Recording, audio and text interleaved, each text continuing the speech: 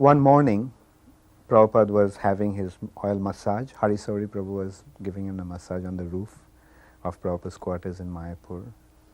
I took some letters that I replied, went to Srila Prabhupada, and I used to read the letters out to, the replies out to Srila Prabhupada, and then Prabhupada used to sign them.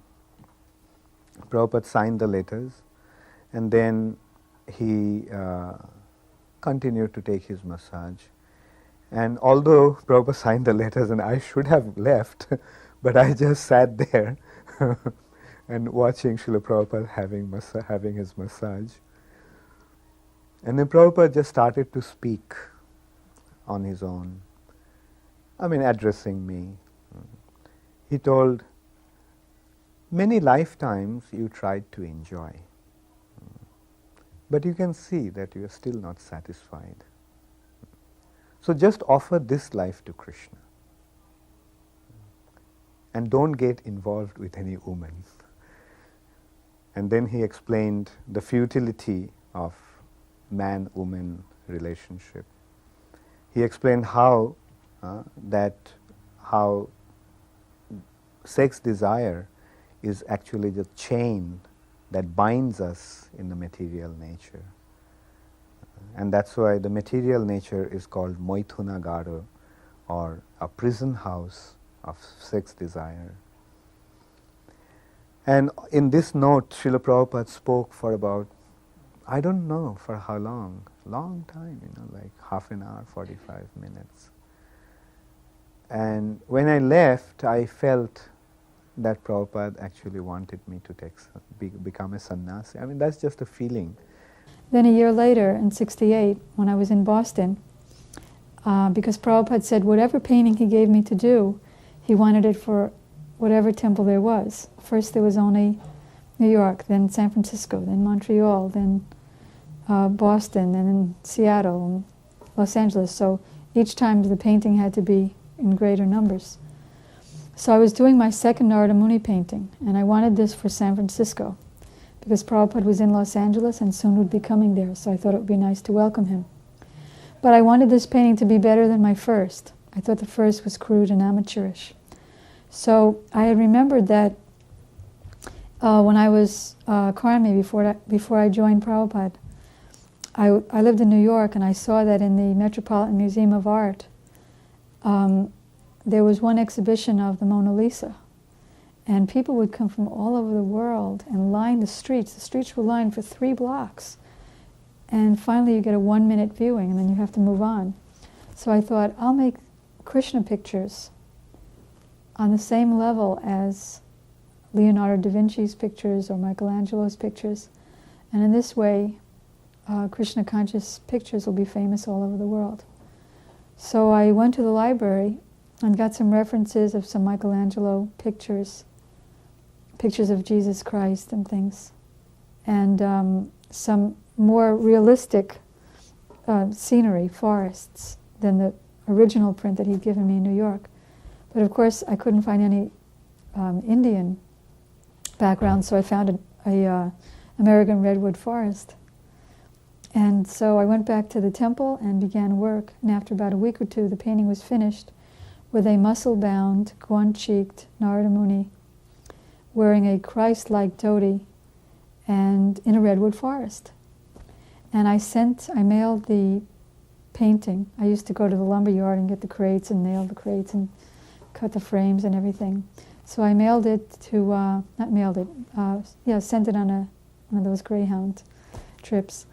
And then the devotees wrote me back letters that this has increased our ecstasy in the kirtan, and we jumped practically to the ceiling seeing this painting. It was so wonderful. And then about a week later, Prabhupada went to San Francisco, and he didn't have the same response. He asked Govindadasi, she somehow or other, wherever he was, she ended up his personal servant, to write me that he was looking at one print of, that picture of Suradas and 5-year-old Krishna, and he's blind and he's playing on his veena, and Krishna is just listening. So Prabhupada said that this is the Vedic milk drinker's conception of beauty. Full, smooth lips, full, smooth cheeks, and sweet red lips. This is the milk drinker's conception of beauty. And what you have done is the meat eater's conception of beauty. Gaunt cheeks and muscles. So she said that the standard of the beauty was this Brijbasi print. Now, previous to that, Prabhupada said that the Brijbasi company did nice cartoons. And I had thought that, yes, I'm the realistic painter and these are just cartoons. But now that I could see that he liked the cartoons better than mine. And Prabhupada wrote his own letter that we are not meant for satisfying the senses of the public, they are fools. We are meant for satisfying the senses of Krishna and the previous acharyas. And we don't mind if people don't buy our paintings.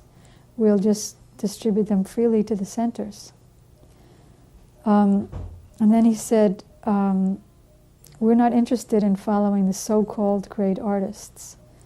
The other day, I went to meaning Prabhupada, went to a Universalist Unitarian church, and on their walls they had these pictures, these paintings of still lifes of like ropes and bamboo rods and fishermen's nets. But this did not inspire my Krishna consciousness. So I find that Govinda Dasi, she's a great artist because she's painting Krishna. So you will do well not to follow these so-called great artists. Then I was completely devastated, depressed, discouraged, miserable, suicidal, and I wrote back a 3-line letter apologizing. Then about a week later, which means Prabhupada answered instantly. In fact, that's another thing of his qualities, is that although he was the busiest person in the world, he answered letters quicker than anyone else in the world. So a week later I got a letter from him saying, this is the first time that I've received a letter from you that's only 3 lines. Please don't be depressed. The thing is, there's this story. And then he told the story of one Brahmin who was away from home. And generally Brahmins, according to the religious tradition, they're only allowed to eat at the house of a Hindu. If they would eat at the house of a Muslim or any other, they would be ostracized from the Brahminical community. So he was away from home and very hungry. So he went to this Mohammedan's house, and the Mohammedan fed him. But then when he said, do you have any more? The Mohammedan said, I'm sorry, that's all I have. So he left the house and lamented, I've lost my caste, and still I'm hungry. So that was another analogy. So Prabhupada said, so it takes a very long time to become a great artist. And in the meantime, you lose your Krishna consciousness. So take whatever talent you have now and immediately engage it in Krishna's service. Then, and he said, and we'll talk further when I come to New York. And he told me exactly when he was coming. So maybe a couple of weeks later, he arrived in New York, and again all the Boston devotees went down there. And Prabhupada asked to see me after his darshan. And I didn't know what he was going to say. He just asked me to sit there. And so, not waiting for him to say whatever he had to say, I just blurted out, I'm so sorry I did that painting of Narada Muni. If there's some way I can make it up, I'll do it over or whatever. So Prabhupada said, no, it was very nice. So he gave me, 10 seconds of relief, and then he started again from where his letter left off. And he said, not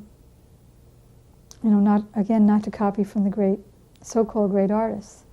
Then he said, in fact, people don't even like a painting for how technically great it is, but who did it? Like Picasso. Picasso's art really isn't that good, but he has a name, so everybody buys his paintings for so much money. They say, oh, so-and-so painted that? Oh, very good.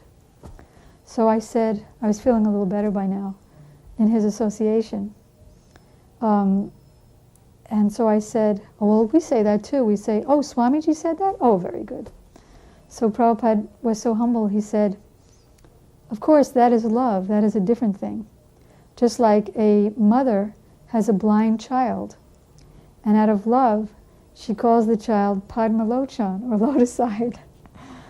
And then he was talking so casually that I didn't realize how we were sitting. But when I finally looked, we were sitting, he had this trunk desk, and his trunk desk was covered by some kind of blanket. And that's where he did a lot of his work. And so we were both sitting like that on his trunk desk. And so he said, since we were talking about eyes, he said, I like your eyes, cat's eyes. Everyone likes cat's eyes, don't you?